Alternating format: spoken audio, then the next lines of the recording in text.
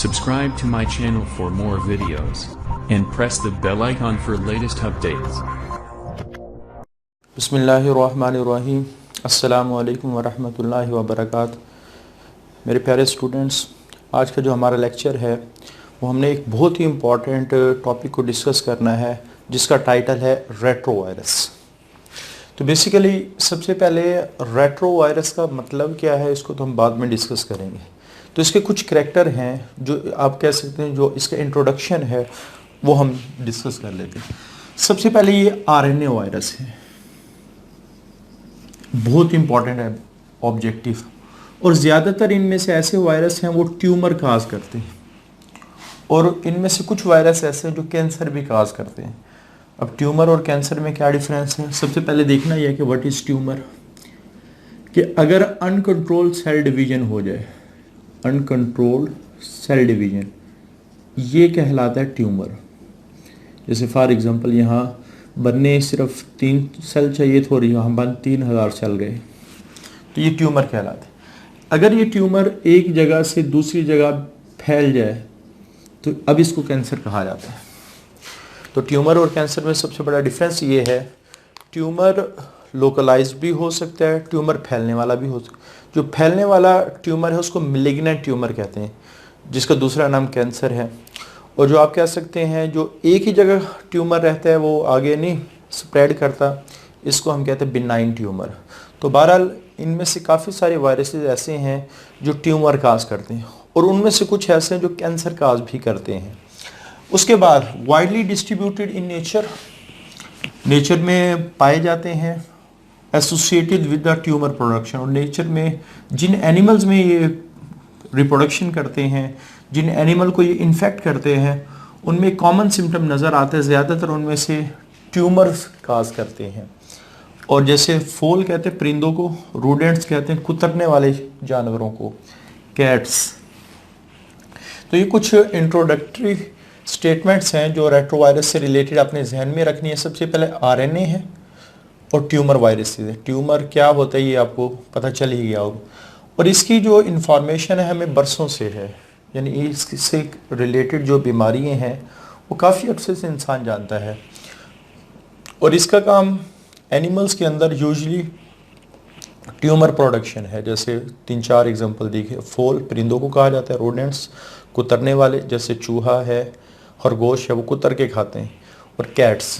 उसके बाद nucleic acid, अभी हमने बात की आरएनए, लेकिन उसके साथ यहाँ एक इजाफी पॉइंट मेंशन कर दिया गया है कि ये सिंगल स्ट्रैंडेड है। ये क्या है? सिंगल स्ट्रैंडेड है। तो ये जहन में आपने रखना है कि एक आरएनए और ये सिंगल स्ट्रैंडेड है। उसके बाद ऑन्कोवायरस और रेट्रोवायरस, ठीक है। ऑन्को बेसिकली ये वर्ड जो ऑन्कोलॉजी है, स्टडी ऑफ कैंसर को कहा जाता है, स्टडी ऑफ कैंसर। तो ऑन्कोवायरस वो वायरस होते हैं जो कैंसर काज कर सकते हैं। जैसे HIV जो वायरस है, इसका एक सिम्टम ये भी हो सकता है ये अपने होस्ट में कैंसर काज कर सकता है। उसके बाद डायमीटर, चूँकि गोल होते हैं और इनका डायमीटर होता है 100 नैनोमीटर। तो ये आप लोगों को फिगर भी याद होने चाहिए, यूनिट्स भी याद होने चाहिए। अच्छा, उसके बाद हमने डिस्कस किया है कि ये इन्वेलप वायरस होते हैं। मतलब क्या है कि जैसे फॉर एग्जांपल ये ब्लू कलर का आपको प्रोटीन कोट नज़र आ रहा होगा, और ये इसमें हमेशा ये HIV की डायग्राम, ये किसकी डायग्राम है? HIV, human immuno deficiency virus, जिसका एक्शन क्या वो अपने होस्ट में एड्स काज करता है। Most familiar retrovirus is HIV, human immuno deficiency virus. तो ये जितने भी हमने ऊपर करैक्टर पढ़े हैं ये यहाँ से आपको थोड़े से क्लियर हो जाएंगे। उसके बाद सबसे पहले ये स्फेरिकल है, गोल है, और ये जो रेड कलर की आपको नज़र आ रही है ये मेम्ब्रेन है जो वो होस्ट से लेके आता है, इसको इन्वेलप कहा जाता है। और ये जो ग्रीन कलर के आपको कीलों की तरह नॉब लाइक स्ट्रक्चर नज़र आ रहे हैं, ये इन्वेलप स्पाइक्स हैं। इसका फंक्शन क्या इन्वेलप स्पाइक्स का, कि ये 2 काम कर रहे होते हैं, सीजर्स का काम भी कर रहे होते हैं और गम का काम भी कर रहे होते हैं। ये काटने का काम भी करते हैं, जोड़ने का काम भी करते हैं। और इसमें आरएनए के 2 मॉलिक्यूल हैं। अब इसको आप डबल स्टैंडर्ड नहीं कहेंगे क्योंकि ये दोनों मॉलिक्यूल अलग-अलग है। जैसे मेरे 2 हाथ हैं लेकिन दोनों हाथ अलग-अलग है, ठीक है। तो इसका मतलब ये नहीं होगा कि ये दोनों हाथ जुड़े हुए हैं, ऐसे नहीं है, 2 हाथ हैं लेकिन अलग-अलग। बिल्कुल इसी तरह एक एक मालिक्यूल ये अलग-अलग, इस वजह से दोनों मालिक्यूल अलग-अलग सिंगल स्ट्रैंडेड है। इसको डबल स्ट्रैंडेड आप नहीं कहेंगे क्योंकि ये दोनों एक दूसरे से क्या होते हैं, अलग होते हैं। डबल स्ट्रैंडेड में क्या होता है कि दोनों मालिक्यूल एक दूसरे से हाइड्रोजन बॉन्ड के जरिए से जुड़े होते हैं। तो 2 आइडेंटिकल आरएनए स्ट्रैंड, और दोनों स्ट्रैंड बिल्कुल हूबहू एक दूसरे की कॉपी होती है, और इसमें स्पेशल एंजाइम अटैच होते हैं जिसका नाम है रिवर्स ट्रांसक्रिप्टेज। रिवर्स ट्रांसक्रिप्टेज, ठीक है। और इसी वजह से इनको रेट्रोवायरस भी कहा जाता है। इसकी डिटेल हम सबसे एंड पे डिस्कस करेंगे कि रेट्रोवायरसेस का मतलब है क्या। तो इस सारे अगले करैक्टरिस्टिक को समझने के लिए आप सबसे पहले लाइफ साइकिल ऑफ HIV समझें, उसके बाद आपको क्लियर हो जाएगा कि होस्ट स्पेसिफिक से क्या मुराद है, रिवर्स ट्रांसक्रिप्शन क्या होती है, प्रोवायरस क्या होता है, और ये इफ़ेक्ट किस तरह करता है सेल को। सबसे पहले हमारे पास जब भी हम HIV की बात करते हैं तो HIV हर सेल के ऊपर अटैक नहीं करता। जैसे अगर ह्यूमन बॉडी में वो इंटर हो तो ह्यूमन बॉडी में तो अरबों किस्म के सेल्स हैं जो डिफरेंट टाइप्स के सेल्स हैं, लेकिन ये चंद सेल्स पर अटैक करता है। जो HIV का वायरस है वो चंद सेल पर अटैक करता है। जैसे आपकी बुक में 2 बड़ी एग्जांपल दी गई हैं, T lymphocyte and brain cells. ये टी लिम्फोसाइट पे भी अटैक करते हैं और ब्रेन सेल पर भी अटैक करते हैं। अच्छा, लास्ट लेक्चर में यानी प्रीवियस लेक्चर्स में हमने जब बैक्टीरियोफेजेस का लाइफ साइकिल डिस्कस किया था तो हमने वहाँ एक बात डिस्कस की थी, the first step in the replication of bacteriophage is attachment. कि पहला स्टेप जो बैक्टीरियोफेज के लाइफ साइकिल को कंप्लीट करने में हेल्प देगा वो उसकी अटैचमेंट है, और अटैचमेंट एक मखसूस रिसेप्टर पे होती है। अगर वो रिसेप्टर ना हो तो कभी भी अटैचमेंट नहीं होगी। तो इसी तरह HIV को हमेशा बाइंड करने के लिए कुछ रिसेप्टर्स चाहिए, जो जिस सेल पे होगा HIV अपना लाइफ साइकिल उस सेल में इजीली कंप्लीट करेगा।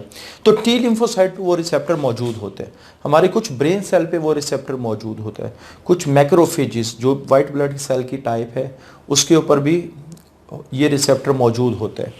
तो और CD4 में भी जो हेल्पर टी लिम्फोसाइट्स हैं, जो वैसे 2-3 किस्म के टी लिम्फोसाइट्स होते हैं।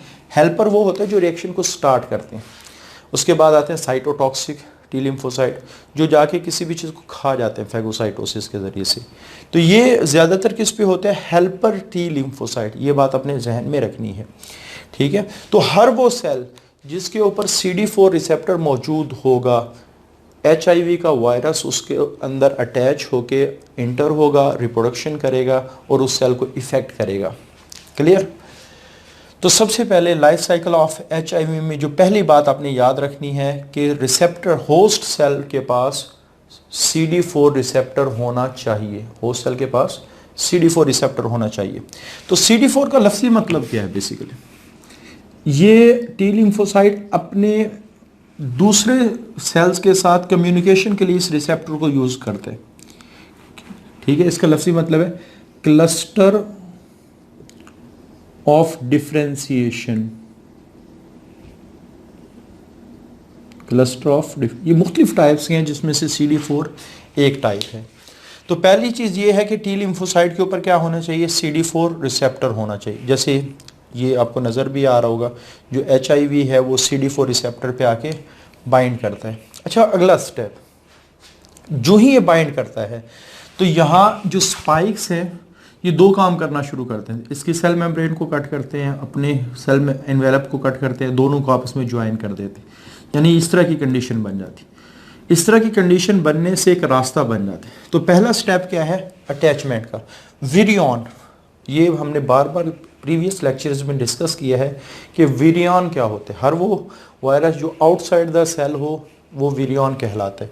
तो जो विरियन है वो हमेशा CD4 रिसेप्टर पर अटैच होगा और CD4 कहाँ मौजूद होते हैं, टी लिम्फोसाइट के ऊपर। उसके बाद अगला स्टेप कि फिर जो कैप्सिड है, कैप्सिड प्रोटीन कोट और उसके अंदर जो RNA के मालिक्यूल हैं वो सेल में इंटर हो जाए। तो अगला स्टेप एंट्री का है, और उससे अगला स्टेप अनकॉइलिंग का है कि वो जो कैप्सिड है वो फिर खुल जाएगा, अनकोट हो जाएगा। तो virion enter the cell and uncoated into the cytoplasm. Uncoated से क्या मुराद है, प्रोटीन कोट उतर जाएगा। जैसे जो ही ये इंटर हुआ तो प्रोटीन कोट टूट जाता है छोटे छोटे मॉलिक्यूल के अंदर। इसी तरह जो वायरल आरएनए वो अपना अगला स्टेप फिर मुकम्मल करने के लिए तैयार हो जाते हैं।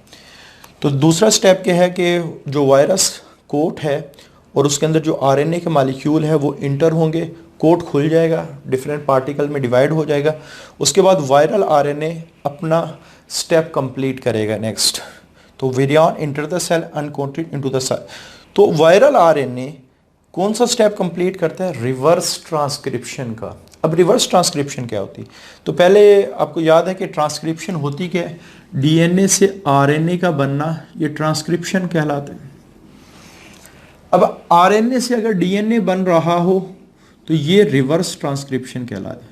ये ट्रांसक्रिप्शन है, टी से ट्रांसक्रिप्शन, आरटी रिवर्स ट्रांसक्रिप्शन। तो आरएनए से double molecule, double stranded DNA का बनना, ये क्या कहलाता है? रिवर्स ट्रांसक्रिप्शन कहलाता है। तो सबसे पहले ये रिवर्स ट्रांसक्रिप्शन होती कैसे है? यहाँ कुछ एंजाइम अटैच होते हैं जिसके हमने डिस्कस किया था, रिवर्स ट्रांसक्रिप्टेज। इनका काम है कि वो वायरल सिंगल स्ट्रैंडेड आरएनए को डबल स्ट्रैंडेड आरएनए में कन्वर्ट करें, डीएनए में कन्वर्ट करें। तो सबसे पहले वायरल आरएनए जो ही साइटोप्लाज्म में इंटर होता है, ये वाले जो एंजाइम है उनको लिक्विड मीडियम मिलता है, एक्वस मीडियम मिलता है, ये एक्टिवेट हो जाते हैं। उनके एक्टिवेट होते ही जो आरएनए है ये सांचे का काम कर रहा होता है, टेम्पलेट का काम कर रहा होता है। टेम्पलेट से क्या मुराद है? जैसे अपने अक्सर ईंटें बनती हुई अगर देखी हों तो ईंटे वालों के पास एक लोहे का सांचा होता है, उसमें वो मट्टी डालते हैं। जिस किस्म का सांचा होता है उस किस्म की ईंट बन के बाहर आती है। तो आप ये समझ लें कि आरएनए एक सांचा है जिसको देख के जो रिवर्स ट्रांसक्रिप्टेशन वो क्या बनाएगा? डीएनए बनाएगा। जिस तरह का आरएनए के ऊपर इंफॉर्मेशन होगी उसी तरह की इंफॉर्मेशन किस में आएगी? डीएनए में आएगी। क्योंकि आपको पता है कि जो आरएनए, खासतौर पे जो मैसेंजर आरएनए है वो डीएनए की कॉपी करता है, और आरएनए से अगर डीएनए बनाना हो तो वही इंफॉर्मेशन डीएनए में आ जाएगी। तो viral RNA act as a template to form single stranded DNA का मॉलिक्यूल। तो आरएनए के ऊपर सिंगल स्ट्रैंडेड डीएनए का मॉलिक्यूल। अच्छा, इस कंडीशन में अगर आप देखें अब ये डबल स्ट्रैंड बन गया, लेकिन डबल स्ट्रैंड में एक आरएनए का मॉलिक्यूल है, एक डीएनए का मॉलिक्यूल। जब दो डिफरेंट चीजें आपस में जुड़ी हों तो इसके लिए हम वर्ड इस्तेमाल करते हैं हाइब्रिड। तो ये वाली कंडीशन डीएनए आरएनए हाइब्रिड है कि दो मुख्तलिफ चीजें यहां मिलाई गई हैं। फिर रिवर्स ट्रांसक्रिप्टेज क्या करता है? जो ओरिजिनल आरएनए उसको तोड़ देता है। जैसे यहां से आपके इसको तोड़ना शुरू कर देते हैं। अब जो ही इसको तोड़ते हैं बाकी क्या बच जाता है? सिंगल स्ट्रैंडेड डीएनए का मॉलिक्यूल। जो ही सिंगल स्ट्रैंडेड डीएनए का मॉलिक्यूल बचेगा फिर रिवर्स ट्रांसक्रिप्टेज उसको डबल बना देगा। तो इस तरह सिंगल स्ट्रैंडेड आरएनए किस में कन्वर्ट हो गया? डबल स्ट्रैंडेड डीएनए के मॉलिक्यूल में कन्वर्ट हो गया। तो इस प्रोसेस को हम कहते हैं रिवर्स ट्रांसक्रिप्टेज, ट्रांसक्रिप्शन। तो viral RNA act as a template. तो पहले आरएनए टेम्पलेट का काम करेगा, फिर वो सिंगल स्ट्रैंडेड डीएनए बनाएगा, फिर वो जो सिंगल स्ट्रैंडेड डीएनए है वो टेम्पलेट का काम करेगा, और उसके पास डबल हेलिक्स। तो हेलिक्स आपको पता है जो इस तरह का स्ट्रक्चर, चूँकि डीएनए इस तरह का स्ट्रक्चर है, ठीक है, इसको हम कहते हैं हेलिकल स्ट्रक्चर। और ये चूँकि डबल है इस वजह से वर्ड इस्तेमाल किया गया डबल हेलिक्स। ओरिजिनल आरएनए को तोड़ दिया जाता है। उसके बाद अगला स्टेप, जब ये वायरल डीएनए बन गया है, बना किससे? वायरल आरएनए से, तो ये फिर न्यूक्लियर पोर के ज़रिए से होस्ट के न्यूक्लियस में इंटर हो जाते हैं, और जो होस्ट का डीएनए है उसके साथ जाके अटैच हो जाते हैं। तो इस तरह की अटैचमेंट को हम कहते हैं इंटीग्रेशन, जुड़ना। और ये जो वायरल आरएनए जुड़ता है, सॉरी वायरल डीएनए जुड़ता है, इसको इस कंडीशन में हम कहेंगे प्रो वायरस। प्रो का मतलब बिफोर, वायरस का मतलब वायरस। तो वायरस बनने से पहले वाली स्टेज है ये प्रो वायरस। उसके बाद तो यहाँ इंटीग्रेशन हो रही है कि जो viral DNA inter into the nucleus and integrate, जुड़ जाता है विद क्रोमोसोमल डीएनए, क्रोमोसोम के डीएनए के साथ एज ए प्रो वायरस। अब यहाँ एक ओल्ड कंसेप्ट जो हम अपने चैप्टर नंबर 2 में डिटेल से डिस्कस भी कर चुके हैं कि डीएनए अपना काम करता कैसे है।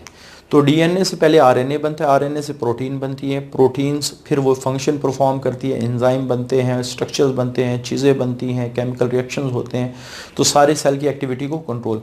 यानी कोई आपसे पूछे कि डीएनए अपना काम करता कैसे, तो आपने फ़ौरन जवाब देना है कि प्रोटीन बना के अपना काम करता। लेकिन डीएनए से प्रोटीन का बनना ये 2 स्टेप में होता है। डीएनए से आरएनए बनता है, आरएनए से फिर प्रोटीन्स बनती है। तो डीएनए से आरएनए का बनना ये ट्रांसक्रिप्शन कहलाता है, यानी डीएनए से आरएनए का बनना ये ट्रांसक्रिप्शन कहलाता है, और आरएनए से प्रोटीन का बनना ट्रांसलेशन कहलाता है। तो प्रोवायरल डीएनए, अब चूंकि ये होस्ट का डीएनए है तो इस वजह से इसकी भी ट्रांसक्रिप्शन होगी, इसकी भी ट्रांसलेशन होगी, और वायरल प्रोटीन बनना शुरू हो जाएंगे।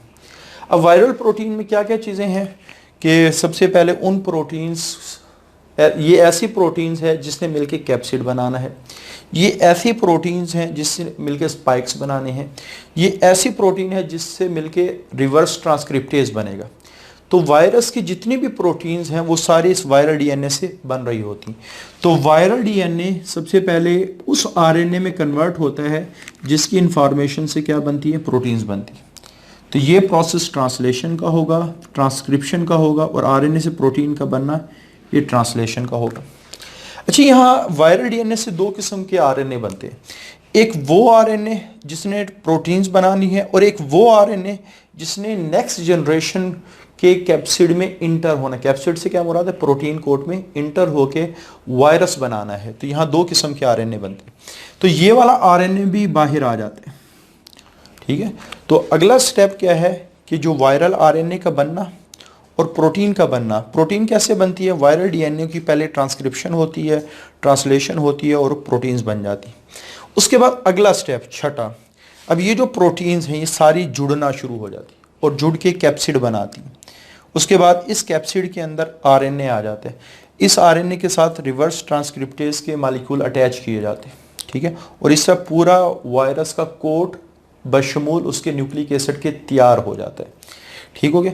तो इस तरह ये मुसलसल ये बनते रहते हैं, मुसलसल बनते रहते हैं। तो कैप्सिड अरेंज कि कैप्सिड बन जाएगा अराउंड आरएनए, आरएनए के इर्द गिर्द एंड एंजाइम्स जो रिवर्स ट्रांसक्रिप्टेज के मॉलिक्यूल है उसको अटैच किया जाता है। अच्छा, उसके बाद ये जो स्पाइक्स बने हैं ये फौरन ही आप कह सकते हैं सरफेस पे आ जाते हैं, फौरन ही सरफेस पे आ जाते हैं, और बाद में जहाँ ये सरफेस पे आते हैं वहाँ बड बनता है, और इस बड के अंदर ये वाला कैप्सिड आता है, और बाद में वो बड क्या हो जाते हैं, सेपरेट हो जाते हैं। तो ये प्रोसेस मुसलसल चल रहा होता है, मुसलसल चल रहा होता है, ठीक है। तो इस तरह ये अपना जो एक कॉपी इंटर हुई थी उससे हो सकता है कहीं सैकड़ों कॉपी बन के निकलें। लेकिन जब ये सारा अपना रिप्रोडक्शन इसमें कर रहा होता है तो इस वक्त ये टी लिम्फोसाइट का जो नॉर्मल फंक्शन है वो उसको परफॉर्म नहीं करने देता। टी लिम्फोसाइट काम नहीं करेंगे। T lymphocyte is a major part of our immunity system, हमारे इम्यूनिटी सिस्टम को एक बहुत बड़ा हिस्सा है जिसकी वजह से हमने डिफेंड करना है मुख्तलिफ़ किस्म के इन्फेक्शन के ख़िलाफ़। तो वो इन्फेक्शन के ख़िलाफ़ जो सलाहियत है वो कम हो जाएगी और हमारा इम्यूनिटी सिस्टम कम हो जाएगा। इसी को हम कहते हैं AIDS, acquired immuno deficiency syndrome. तो इसका वर्ड्स का मतलब क्या है, एक्वायर्ड हासिल करना, एड्स इम्यूनो कुव्वत मुदाफ़ियत, डेफिशिएंसी सिंड्रोम। सिंड्रोम कहते हैं बीमारियों के मजमूए को। तो अगर किसी शख्स में कुव्वत मुदाफ़ियत की कमी हो जाए तो फिर उसको एक बीमारी नहीं लगती बल्कि काफ़ी सारी बीमारियां लगती हैं। तो ये हमारे पास है लाइफ साइकिल ऑफ HIV। तो इसको आप लोगों ने जहन में रख। अच्छा, यहाँ एक और बात जो जहन में रखनी, जो प्रो वायरस है, प्रो वायरस अगर इस दौरान इस सेल की कॉपी बन जाती है यानी सेल 2 हिस्सों में डिवाइड हो जाते हैं तो pro virus being a part of host DNA तो इसकी भी कॉपी बनती है, यानी आप कह सकते हैं अगले सेल में भी ट्रांसफ़र हो।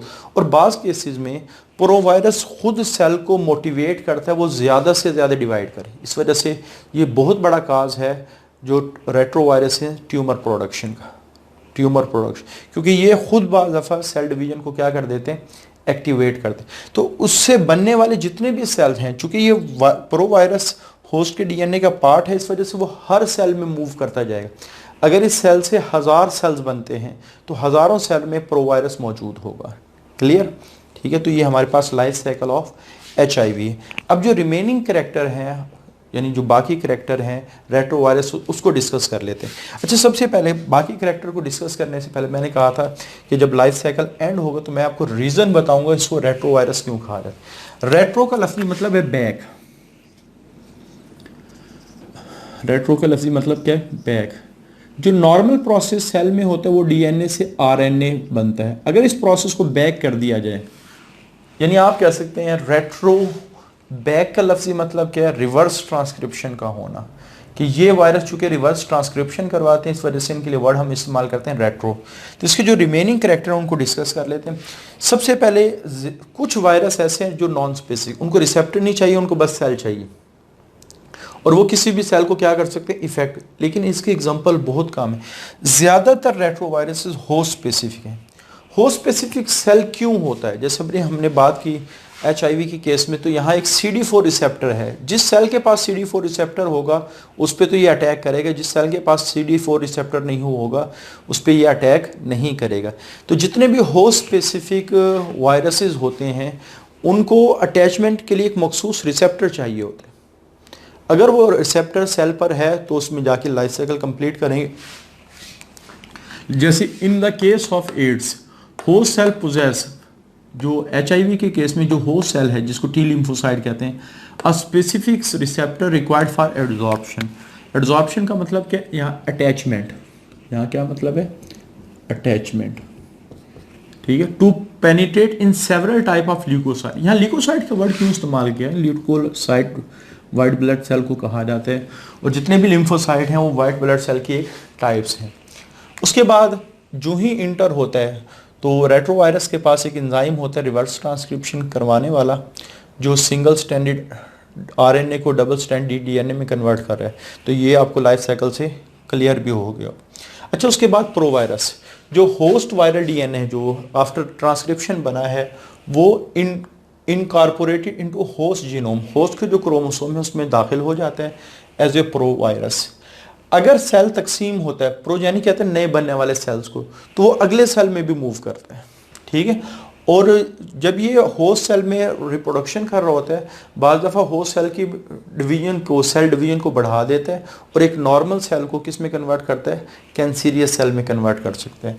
तो ये हमारे पास रेट्रोवायरसेस का टॉपिक है। इसमें ये जो लाइफ साइकिल ऑफ HIV है ये वेरी वेरी इंपॉर्टेंट है, लॉन्ग क्वेश्चन है जो इस चैप्टर से आ सकता है। आज के लिए इतना ही। अल्लाह हाफिज़।